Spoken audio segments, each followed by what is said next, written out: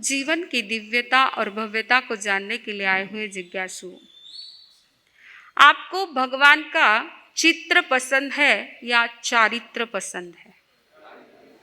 बराबर, चारित्र पसंद है, क्योंकि चारित्र श्रेष्ठ होता है तो चित्र पूजनीय बन जाता है, आदरणीय बन जाता है। पूजा भले ही चित्र की होती है, चारित्र की पूजा कोई नहीं करता है। पूजा चित्र की होती है, मूर्ति की पूजा होती है, लेकिन आदर्श चारित्र का लिया जाता है। ऐसे ही जिनका चित्र पूजनीय बन गया, जिनकी मूर्ति अर्चनीय बन गई, जो सबके हृदय मंदिर में भगवान के रूप में स्थापित हो गए, ऐसे वासुदेव श्री कृष्ण का जन्माष्टमी महोत्सव परसों के दिन हमने मनाया। वास्तव में कृष्ण का वर्तमान जीवन सबके लिए आदरणीय, प्रेरणास्पद रहा, लेकिन भविष्य अत्यंत उज्जवल बन गया। वर्तमान जीवन तो रहा ही है, परंतु भविष्य भी अत्यंत उज्जवल बन गया, क्योंकि उनका चारित्र बहुत ही निर्मल और पवित्र था। संयम की दलाली करके जिन्होंने तीर्थंकर नाम गोत्र का बंध कर लिया, कर्मों की सभी प्रकृतियों में सर्वश्रेष्ठ प्रकृति यदि कोई है तो वो है तीर्थंकर नाम गोत्र की प्रकृति। श्री कृष्ण ने वर्तमान जीवन में वासुदेव की पदवी को प्राप्त किया और भविष्य में तीर्थंकर नाम गोत्र का बंध करके तीर्थंकर की पदवी वो प्राप्त करने वाले हैं। ऐसे कृष्ण के जीवन से हमें बहुत शिक्षाएं मिलती है। परसों के दिन हमने उनका जन्म के रहस्य को सुना, उनके बालपन की कुछ घटनाओं को सुना। आइए आज कुछ और विशेष घटनाएं उनके जीवन से संबंधित हम सुनेंगे, समझेंगे। कृष्ण ने अपने जीवन से सबको हमेशा प्रेरणा दी है, एक आदर्श दिया है, शिक्षा दी है। सबसे पहले कृष्ण ने सिखाया है कि जीवन में संघर्ष आते हैं, हर एक व्यक्ति के जीवन में संघर्ष आते हैं। बिना संघर्ष का किसी का जीवन होता नहीं है, परंतु संघर्षों में भी स्थिरता और धैर्यता रखना, ये शिक्षा सबसे पहले कृष्ण ने दी है। बाल ग्वाल एवं राधा के माध्यम से कृष्ण ने जगत को प्रेम का संदेश दिया कि आपको जीना है, प्रेम के साथ जियो। बच्चों के साथ भी वो भले ही लड़ाई झगड़ा करते थे, परंतु फिर भी आपस में प्रेम कैसा था, एक दूसरे के प्रति सहयोग की भावना कैसी थी, ये उनकी जीवन से शिक्षा मिलती है। इसी के साथ माता पिता के प्रति आदर और सम्मान का आदर्श भी उन्होंने समस्त दुनिया के सामने रखा है। तो सुदामा के माध्यम से मित्रता को ऊंचाइयों के शिखर पर पहुंचाया है। पूरे इस संसार में कृष्ण और सुदामा की मैत्री प्रसिद्ध हो चुकी है। राम और सुग्रीव की मैत्री प्रसिद्ध है, वैसे कृष्ण और सुदामा की मैत्री की श्रेष्ठ मिसाल बनी हुई है। ऐसे श्री कृष्ण और सुदामा की मैत्री क्या रही, क्यों अमर बन गई संसार में, ऐसा क्या हुआ था, घटना शायद आप जानते भी होंगे, लेकिन एक भजन के माध्यम से बहुत सुंदर इस मैत्री का एक सजीव चित्रण उसमें किया गया है, बड़ा ही सुंदर है। कृष्ण अपने बाल सखा सुदामा के साथ और अन्य सारे बाल गोपाल के साथ लोगों के घरों में जाते थे, माखन चुरा करके खाते थे। और अगर किसी की नजर पड़ गई, किसी के ऊपर नजर पड़ गई, तो सभी उसको बचा लेते थे। यानी बचपन में जो है कृष्ण ने बड़ों की डांट से अपने मित्रों को बचाया, तो यौवन अवस्था में गरीबी से बचाया। घटना ऐसी है कि कृष्ण जब यौवन अवस्था में आए तो गोकुल को छोड़कर अपने राजमहल में पधार चुके हैं। गोकुल सारा सूना सूना हो गया है। सारे बाल सखा जो है बड़े ही उदास रहने लगे हैं, क्योंकि कृष्ण नहीं है। जो आनंद कृष्ण से मिलता था सभी को, बच्चों से लेकर युवा और वृद्धों को सभी को मिलता था, आज कृष्ण नहीं है, पूरा गोकुल सूना हो चुका है। किसी का किसी में मन नहीं लगता है। सुदामा की तो हालत इतनी दयनीय हो चुकी है कि उसका वर्णन भी नहीं कर सकते हैं। सुदामा बड़ा उदास है, उसको तो खाना पीना भी जहर से जैसा लगता है, जीवन जीना भी भार लगता है, न खाने में मन है न पीने में, जैसे तैसे जीवन गुजर रहा है। सुदामा की शादी भी हो गई परंतु फिर भी जीवन में रस नहीं है। सुदामा के जीवन में रस नहीं है, बार बार बस कृष्ण की याद में खोए खोए से बैठे रहते हैं। आखिर एक दिन ऐसा आया, ऐसी परिस्थिति निर्माण हो गई कि सुदामा के घर में खाने को अन्न का एक दाना तक नहीं है। खाए तो क्या खाए, भूख कैसे मिटाए, कुछ भी नहीं है घर में, ना अन्न है ना धन है। सुदामा निर्धन बन चुके हैं। एक दिन पत्नी ने कहा सुदामा से, इस प्रकार बैठे रहने से क्या होने वाला है, कुछ तो कीजिए, कुछ तो कीजिए। घर में कुछ भी नहीं है, खाने के लिए कुछ नहीं, पीने के लिए कुछ नहीं है, कुछ तो कीजिए।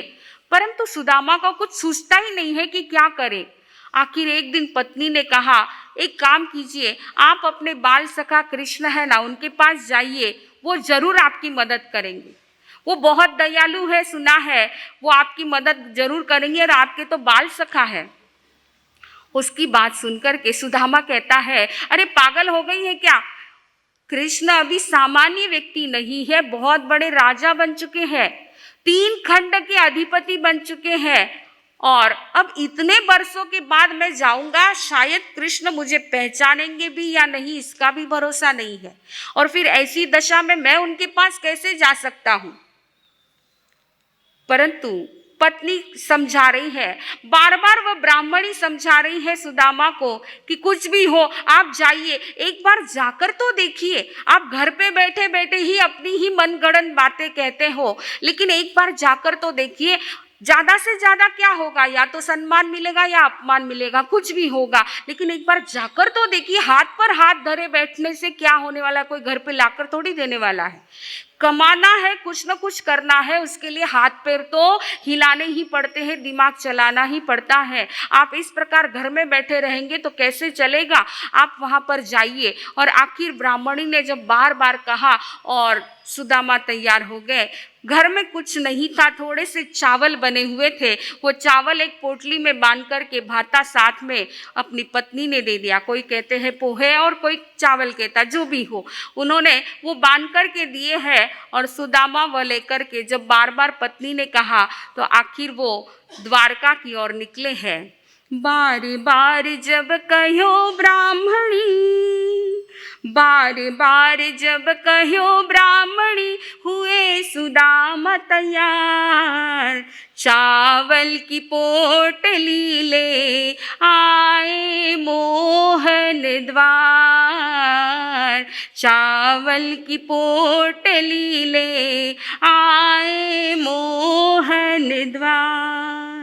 पूछे द्वारिका जाय कन्हैयो कहाँ बसे, पूछे द्वारिका जाय कन्हैयो कहाँ बसे, देख नगर के लोग बावला ने हंसे, इतने में एक मिला दयालु, इतने में एक मिला दयालु, दीनों महल बताए, चावल की पोटली ले आए मोहन द्वार। थोड़ा सा कल्पना चित्र आंखों के सामने लाइए। सुदामा का हुलिया कैसा है, तन पर फटे हुए कपड़े हैं, पैरों में चप्पल तक नहीं है, अपने कुटिया से चलकर के द्वारिका पहुंचे हैं। और द्वारिका नगरी इतनी बड़ी, पूरी द्वारिका कैसी थी, सोने की नगरी थी।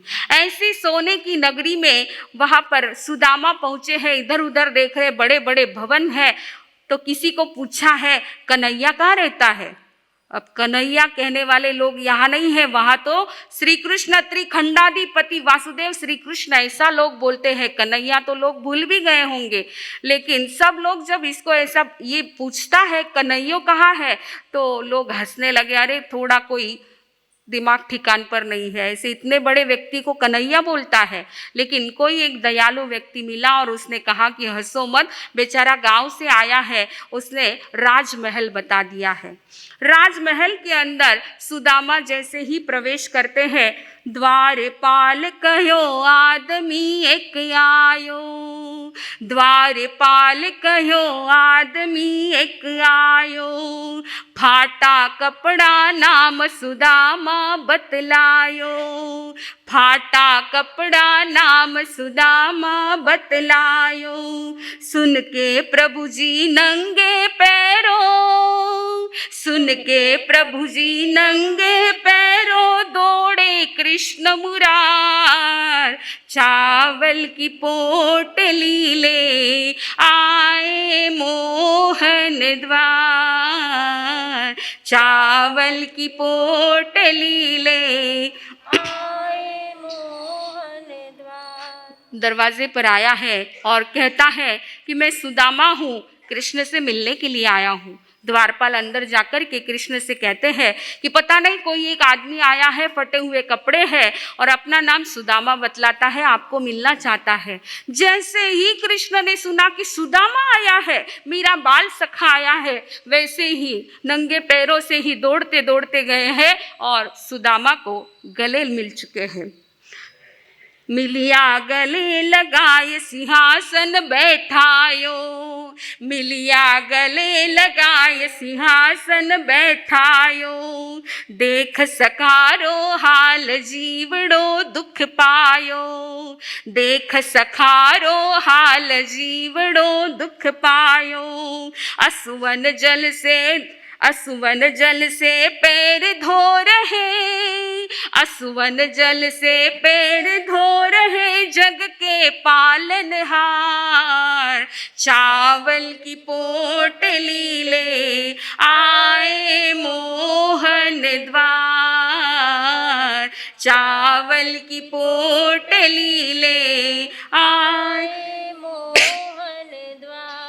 जैसे ही सुदामा को द्वार पर देखा, कृष्ण दौड़े दौड़े आए हैं और गले लगा लिया है और कहा, अरे सुदामा, इतने बरसों के बाद आए हो, मेरे दोस्त कैसे हो तुम? और उनको चल कर के कहा बैठाया है, राज सिंहासन पर बैठाया है, जिसको बैठने को घर में कुर्सी तक नहीं है, ऐसे उस सुदामा को कृष्ण ने कहा बैठाया है, राज सिंहासन पर बैठाया है। और अपने बाल सखा की यह हालत देख कर के मन में दुख हो रहा है कि ये मेरे बाल सखा कि आज क्या हालत है। इतना भर के आया है, दिल इतना भर के आया है कि हमने बचपन में कितना आनंद लिया था, आज इसकी हालत ऐसी क्यों बन गई। और आंख में आंसू आकर के कृष्ण अपने आंसुओं के जल से उसके पैर धो रहे हैं।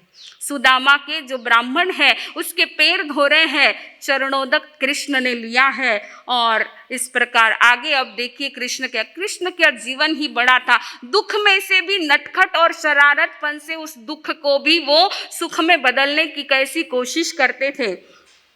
करी खातरी खूब सुदामा शर्मावे, करी खातरी खूब सुदामा शर्मावे, चावल की वो पोट खाक में चिपकावे, चावल की वो पोट खाक में चिपकावे।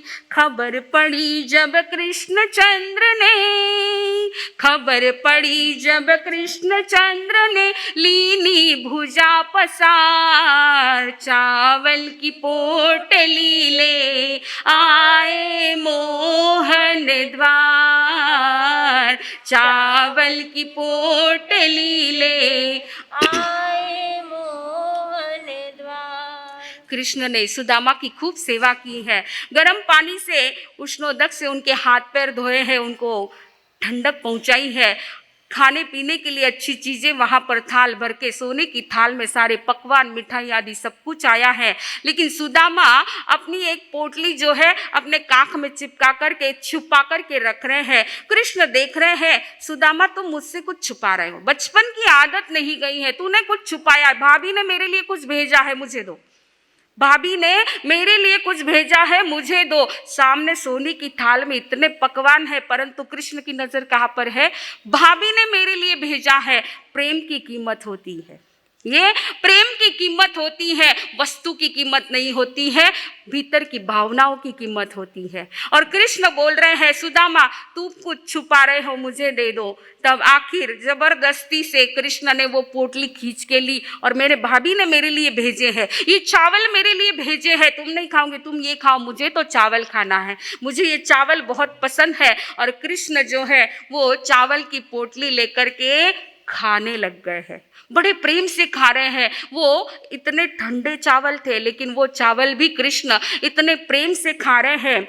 दो ये मुट्ठी तो गए खाए तीसरी भरने लगे, दो ये मुट्ठी तो गए खाए तीसरी भरने लगे, रुकमण पकड़ियो हाथ नाथ क्या करने लगे, रुकमण पकड़ियो हाथ नाथ क्या करने लगे, दो ये खंड तो दिए इन्हीं को, दो ये खंड तो दिए इन्हीं को, फिर क्या तुम्हारे पास चावल की पोटली ले आए मोहन द्वार, चावल की पोटली ले आए मोहन द्वार। दो मुट्ठी चावल तो कृष्ण ने खा लिए, तीसरी मुट्ठी खाने लगे। इसका राज क्या था ये मात्र कृष्ण और रुक्मिणी दोनों जानते थे, बाकी कोई नहीं जानता था इसका राज क्या है।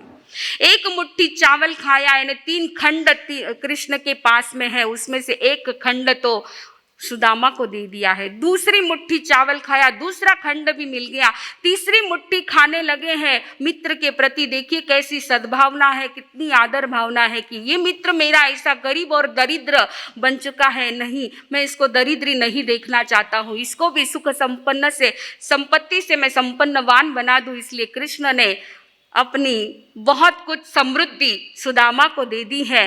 तीसरी मुट्ठी खाने लगे तब रुक्मिणी ने हाथ पकड़ लिया, नाथ क्या कर रहे हो, अरे 2-2 खंड दे दिए, एक तो बचा के रखो खुद के लिए। ऐसी मित्रता में इतनी उदारता होनी चाहिए, इसीलिए ये मित्रता संसार में अमर बन चुकी है। इतनी उदारता होनी चाहिए। आपके पास है कोई मित्र, अगर इस प्रकार से विपन्न अवस्था में जी रहा है तो उदार दिल बनकर के उसको मदद कीजिए, उसको मदद कीजिए, क्योंकि मित्रता का रिश्ता एक ऐसा है, सारे रिश्ते बदल जाएंगे लेकिन मित्रता का रिश्ता कभी बदलता नहीं है। बचपन से जो मित्र है वो उम्र के अंतिम क्षण तक भी वह मित्रता कायम रहती है, उस मित्रता में कभी बदलाव नहीं आता है, वही सच्ची मित्रता होती है। तो ऐसे कृष्ण ने जो है अपने बाल सखा को समृद्ध बना दिया है और तीसरी मुट्ठी खाने लगे तो रुक्मिणी ने रोक दिया है कि एक तो खंड अपने लिए बचा लीजिए आगे। परंतु सुदामा को इस बात की कुछ भी भनक तक नहीं है, सुदामा को कुछ भी पता नहीं कि ये सब क्या हो रहा है। वो तो सोच रहा है कि मेरे बासी चावल मेरा मित्र खा रहा है, उसको सिर्फ इतना ही पता है कि मेरे बासी चावल, उसके पास इतना सब कुछ है परंतु फिर भी मेरे बासी चावल पर नजर और वो खा रहा है। ठहर दिन 2-4 कहो जब विदा कियो, ठहर दिन 2-4 कहो जब विदा कियो, मुख से मांग्यो नाय हरि भी कुछ न दियो, मुख से मांग्यो नाय हरि भी कुछ न दियो, घर जाऊं तो पूछे ब्राह्मणी, घर जाऊं तो पूछे ब्राह्मणी, देसु काई जवाब, चावल की पोटली ले आए मोहन द्वार, चावल की पोटली ले आए मोहन द्वार।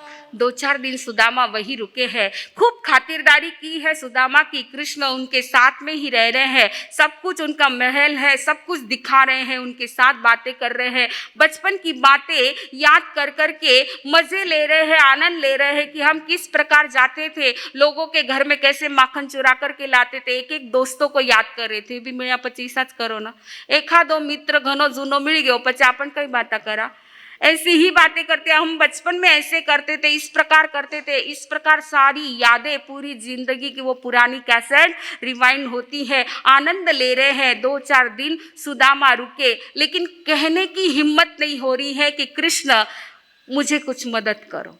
सुदामा की हिम्मत नहीं हो रही है कि कृष्ण मैं कुछ मदद की अपेक्षा से तुम्हारे पास आया था। उन्होंने कहा नहीं है, और जब देखा कि कृष्ण भी खुद होकर के उनको दिख रहा है मेरा हुलिया कैसा है, फिर भी कृष्ण होकर के कुछ बोल नहीं रहे हैं, आखिर उन्होंने सोचा कि अब यहाँ रुकने में मज़ा नहीं है। फिर कृष्ण से कहा कि कन्हैया अब मैं अपने घर की ओर चलूँगा। तब कन्हैया ने कहा, रोकने का प्रयत्न तो किया है, लेकिन जब उसने कहा, सुदामा ने कहा कि नहीं बस अब जाना चाहिए, तो कृष्ण ने जो है उनको विदाई दी है। कृष्ण ने हाँ कहा है, और सुदामा सोच रहे हैं कि ब्राह्मणी घर पे जाके पूछेगी, पत्नी पूछेगी कि क्या लाए हैं, तुम्हारे मित्र ने क्या मदद की है, मैं क्या जवाब दूंगा, इसने तो कुछ भी नहीं दिया है। कृष्ण खुद छोड़ने के लिए दरवाजे के बाहर तक आए हैं, लेकिन जाते जाते भी कुछ भी नहीं दिया है कि ये सोने की मोहरें ले लो और अपना जीवन चलाओ, ऐसा भी कुछ नहीं कहा है। आखिर उदास मन से जो है सुदामा अपने घर की ओर निकले हैं। पहुँचे नगरी माय झूपड़ी मिली नहीं, पहुँचे नगरी माय झूपड़ी मिली नहीं, ऊपर ऊभी नार खड़ी वो बुला रही, ऊपर ऊभी नार खड़ी वो बुला रही। दासी आकर कहो आपने, दासी आकर कहो आपने बुला रही घरनार, चावल की पोटली ले आए मोहन द्वार, चावल की पोटली ले आए मोहन द्वार। सुदामा घर पहुंचे हैं, अपना घर, उनकी झुपड़ी जहाँ थी वहाँ पहुंचे, देखो तो झुपड़ी ही नहीं है, एक बहुत सुंदर सा महल वहाँ पर खड़ा है। और सुदामा देख रहे हैं कि मेरी झोपड़ी यहाँ थी, यहाँ महल कैसे बन गया, 4-5 दिन में महल कैसे बन गया। और ऊपर नजर गई तो ऊपर उनकी पत्नी जो है सजे हुए सारे कपड़े आभूषण में सजी हुई है और ऊपर खड़ी हुई, और दासी से कहा कि उनको घर में लेकर के आइए। सुदामा तो उसी पुराने ड्रेस में है, और पत्नी को देखा तो ये सब कुछ बदला हुआ है, देख कर के बड़ा आश्चर्य लगा।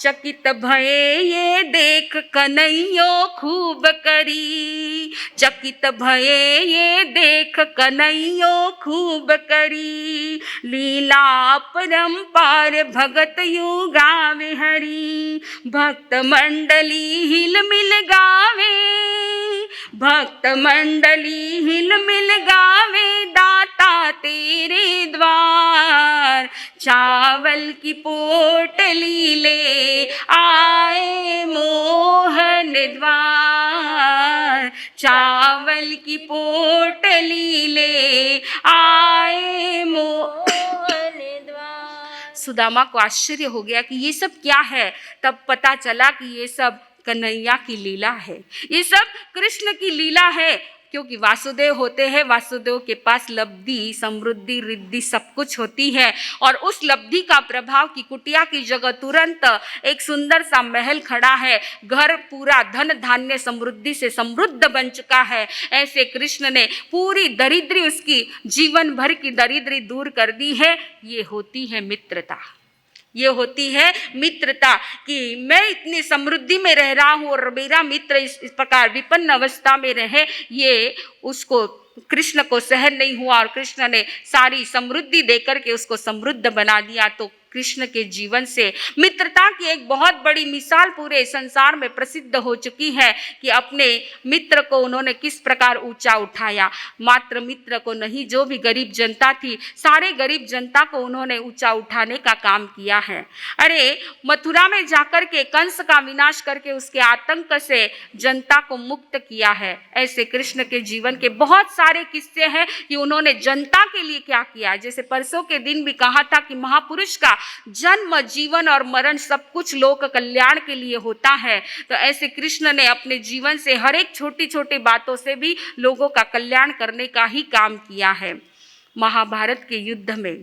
महाभारत के युद्ध में कृष्ण योद्धा के रूप में नहीं परंतु रथ के सारथी के रूप में जाते हैं, स्वयं युद्ध नहीं करते हैं। घटना तो बहुत बड़ी, महाभारत आप जानते हो। लेकिन अर्जुन के हाथ में धनुष्य देकर के उसको चलाने के लिए कृष्ण ने महागीता का उपदेश दिया है। वह प्रसंग आप जानते हैं कि सामने सारे परिवार वाले ही हैं, एक दूसरे के सामने युद्ध के मैदान में परिवार वाले ही हैं और अर्जुन धनुष चलाना नहीं चाहता है कि मैं अपने ही परिवार वालों के साथ कैसे युद्ध करूं। तब कृष्ण ने गीता का उपदेश दिया है, रथ का सारथ्य करते हुए कृष्ण ने समझाया है, अर्जुन मात्र कर्म करो, फल की अपेक्षा मत करो।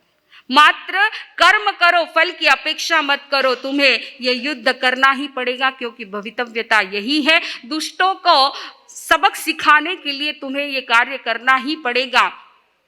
इस प्रकार बस इस घटना से हम भी यही शिक्षा ले कि हमारे हाथ में भी प्रयत्न का धनुष्य, सद्विचारों के बाण हो और जीवन के दुर्गुणों के साथ युद्ध करके हम भी विजय प्राप्त करें। ऐसे कृष्ण के जीवन से बहुत सी बातें सीखने जैसी एक छोटी सी घटना। एक बार जो है कृष्ण गन्ना चूस रहे थे, उस समझते ना, गन्ना चूस रहे थे। गन्ना चूसते चूसते उंगली में लग गई, कृष्ण के उंगली में उसकी फांस लग गई है, गन्ने की खून निकलने लगा है। सभी वहां बैठे हैं, कृष्ण के हाथ से खून टपकने लगा है, सभी देख रहे हैं। तभी वहां पर द्रौपदी बैठी हुई थी। द्रौपदी ने तुरंत अपने साड़ी की किनार फाड़ी है और पट्टी बांध दी है, कृष्ण के अंगुली में पट्टी बांधी है। यह छोटा सा ऋण भी कृष्ण ने चुकाया है। जब द्रौपदी का वस्त्र हरण का प्रसंग था तब कृष्ण ने वस्त्र की पूर्ति करते हुए उसके शील की रक्षा की है। ऐसे कृष्ण के जीवन के बहुत सारे प्रसंग पूज्यवर फरमाते हैं। एक बार युधिष्ठिर ने पूरा युद्ध विजय होने के पश्चात युधिष्ठिर ने शांति के लिए राजसूय यज्ञ का आयोजन किया है। राजसूय यज्ञ का आयोजन किया है, बहुत बड़ा आयोजन था। जितने भी ब्राह्मण थे सभी ब्राह्मणों को भोजन के लिए आमंत्रित किया था। यज्ञ, होम, हवन सब कुछ चल रहे हैं और इतने बड़े राजसूय यज्ञ के लिए बहुत सी आयोजना चल रही थी। उसमें सभी को एक एक काम सौंप दिए थे कि आपको ये काम करना है, आपको ये काम करना है। जैसे आप लोग समितियां बनाते हैं, है ना, चातुर्मास लेते तो समितियां बनाते, स्वागत समिति अलग है, भोजन समिति अलग है, बाकी की प्रचार समिति अलग है, इस प्रकार समितियां बनती है। तो वैसे ही वहां पर भी उस बहुत बड़े यज्ञ के लिए समितियां बनी थी। सभी को सभी काम सौंप दिया है। कृष्ण वहां पर आए और देखा कि मेरे लिए क्या काम है। युधिष्ठिर से पूछा मेरे लिए क्या काम है। तब युधिष्ठिर कहते हैं त्रिकंडाधिपति आपके लिए क्या काम हो सकता है, आप तो बस यहाँ पर पधारिए, आप विराजिए और सारे कामों पर निगरानी कीजिए। तब कृष्ण ने कहा ऐसे कैसे हो सकता है, मैं भी तो तुम्हारे समान ही इंसान हूँ, मैं भी काम कर सकता हूँ, जरूरी नहीं मैं 3 खंड का अधिपति हूँ तो काम नहीं करूँ, ऐसा नहीं है, मुझे भी कुछ काम दीजिए। परंतु उनको तो काम देने के लिए कोई तैयार नहीं। वो कहते ये काम मैं करूँ तो सामने वाला व्यक्ति आकर के कहता ये जिम्मेदारी मुझे सौंपी है। दूसरे को कहते ये काम मुझे दे दो तो वो कहता नहीं नहीं ये तो मुझे सौंपा है। कोई भी काम उनके लिए बचा नहीं है। आखिर कृष्ण थोड़े व्यग्र हो गए कि ऐसा कैसे, मुझे भी कुछ काम करना है। और बंधुओं आश्चर्य होगा, आपको जानकर के आश्चर्य होगा कि कृष्ण ने कौन सा काम किया है। उस राजसूय यज्ञ में जो भी ब्राह्मण खाना खाने के लिए बैठे थे उनकी झूठी पत्थर वाली प्लेटें उठाने का काम कृष्ण ने किया है। थोड़ा सा एक चित्र आंखों के सामने लाइए, इतने सारे हजारों ब्राह्मण खाना खाने के लिए बैठे हैं और उनकी झूठी प्लेटें उठाने का काम 3 खंड के अधिपति श्री कृष्ण कर रहे हैं। कितनी बड़ी एक मिसाल उन्होंने सामने रखी है। आज हम अपनी खुद की थाली भी उठाते नहीं है, उठाते क्या, घर में उठाते होंगे लेकिन बाहर नहीं उठाते, ऐसे ही छोड़ के जाते। अरे कम से कम इतना तो शिक्षा लो, बैठने के लिए आप कुर्सी लेते हो, आसन लेते हो, लेकिन छोड़ करके चले जाते हो, नौकर आके उठाएगा, आदमी आके उठाएगा। क्यों भाई, बैठते आप हो और कुर्सी वो उठाए, ऐसा क्यों? जहां तक हो सके हमारे शरीर में ताकत है तो हमें खुद का काम खुद करना है। ये शिक्षा श्री कृष्ण ने अपने जीवन से दी है। यह बहुत बड़ी शिक्षा कृष्ण ने दी है कि किसी भी काम को छोटा मत समझो, मैं क्यों करूं, मैं बड़ा हूं, ऐसा नहीं है। कोई भी काम छोटा नहीं है और छोटे बड़े होने से काम छोटा नहीं या बड़ा नहीं हो जाता है। हमें बस जो सामने दिखा है वो काम करना है। आपको आश्चर्य होगा जानकर के, हमने देखा है नासिक में थे तब मसरूल में होली चौमासे के लिए गए, वहां हमने आंखों से देखा बंधुओं, वहां के अध्यक्ष जो थे वो खुद रोज पूरे स्थानक की झाड़ू लगा करके साफ सफाई करते थे। पहले दिन हमने देखा, हमने पूछा कि भाई साहब आप ये क्या कर, मार साहब ये मेरा रोज का काम है, मैं रोज ये स्थानक की साफ सफाई करता हूँ। एक चोपड़ा करके भाई थे, वो भी पूरे 3 मंजिल का स्थानक है बंधुओं, घर में कभी झाड़ू हाथ में नहीं लिया होगा, लेकिन पूरे 3 मंजिल का स्थानक 15 दिन में एक बार पूरा स्थानक झाड़ के साफ सफाई करते हैं। ये है स्थानक के प्रति, धर्म के प्रति एक आस्था की एक मिसाल होती है कि वो भी काम हमें करना है। अरे सिर्फ स्थानक की झाड़ू लगा दो तो कहते हैं एक बेले का फल मिलता है, कितना सस्ता बताया है। स्थानक का झाड़ू निकाल दो, साफ सफाई कर दो, क्योंकि आप खुद साफ सफाई करोगे तो विवेक के साथ करोगे कि कहीं कोई छोटे से जीव की विराधना न हो। इस विवेक के साथ आप साफ सफाई करोगे। उसमें भगवान ने आराधना बताई है, उसमें आराधना बताई है, एक बेले का फल मिल जाता है। आप कुर्सियां उठा के रख दो, बेले का फल मिलता है। साधर्मी बंधु की सेवा करो, बेले का फल बता दिया है भगवान ने। बेला तो कब करेंगे, तब करेंगे, फल तो मिल जाएगा, फल तो जरूर मिल जाएगा ना। तो कम से कम इतना एक आदर्श ले, महापुरुषों का जीवन, उनकी जीवन गाथा हम श्रवण करते हैं, मात्र श्रवण करके छोड़ने के लिए नहीं है, परंतु छोटी छोटी बातों को अपने जीवन में आचरण कीजिए। कृष्ण ने अपने जीवन में कितने कितने लोगों को मदद की है, गरीबों की सेवा की है, सभी लोगों को आनंद देने का काम किया है। बहुत कुछ निडरता, जैसे कालिया नाग दहन की बात ले लो, परसों भी बताई थी मैंने, या गोवर्धन पर्वत उठा लो। गोवर्धन पर्वत की घटना से भी उन्होंने बहुत बड़ी मिसाल रखी है कि कोई अगर अपना अभिमान जताता है तो उस अभिमान के शिकार हमें बनना नहीं है। इंद्र ने बरसात नहीं करने का संकल्प ले लिया कि जब तक मेरी पूजा नहीं होगी बरसात नहीं होगी, और बरसात होने लगी तो इतनी ज्यादा बरसात कर दी है कि लोगों को जीना मुश्किल हो गया। तब सभी लोगों के जीवन की सुरक्षा करने के लिए कृष्ण ने गोवर्धन पर्वत को ऊपर उठाने का और सभी को उसके नीचे सुरक्षित रहने का स्थान निर्माण किया। और कृष्ण ने कहा 1 अंगुली मेरी होगी लेकिन सबकी 1-1 लकड़ियां होगी, और सबने अपनी अपनी लकड़ी, भलाई ऐसे पर्वत उठाने की ताकत किसी में नहीं होती है, लेकिन कृष्ण की अंगुली के साथ साथ सभी की लकड़ियां लगी। और कृष्ण ने सबको एक संदेश दिया कि सबके संगठन से काम होता है, अकेला व्यक्ति कुछ नहीं करता है, अकेला व्यक्ति कुछ नहीं करता है। संगठन शक्ति मजबूत होती है। संसार में जो भी कार्य होते हैं सारे संगठन के बल पर होते हैं, अकेला व्यक्ति कुछ नहीं करता। हमारे भगवान महावीर ने भी यही संदेश दिया है, परस्परोपग्रहो जीवानाम। कृष्ण के जीवन से भी यही संदेश मिलता है कि एक दूसरे की मदद करके ही सभी का जीवन चलता है। हम कहते हैं मैं घर में मुखिया हूँ, मैं हूँ तो घर चल रहा है, ये कभी मत सोचना, ये कभी मत सोचना कि आप है तो घर चल रहा है, आप नहीं रहो तो घर में अंधेरा हो जाएगा, ऐसा कभी मत सोचना। ये हमारा झूठा अहंकार है। अरे हम रोटी भी खाते हैं तो कितने जीवों की, कितने लोगों की मदद लेते हैं। थोड़ा सा चिंतन कीजिए, एक गेहूं की रोटी आपके थाली में है अथवा तो चावल आपके थाली में है, वो चावल आपके थाली तक पहुंचने के लिए कितने लोगों का सहयोग रहा हुआ है।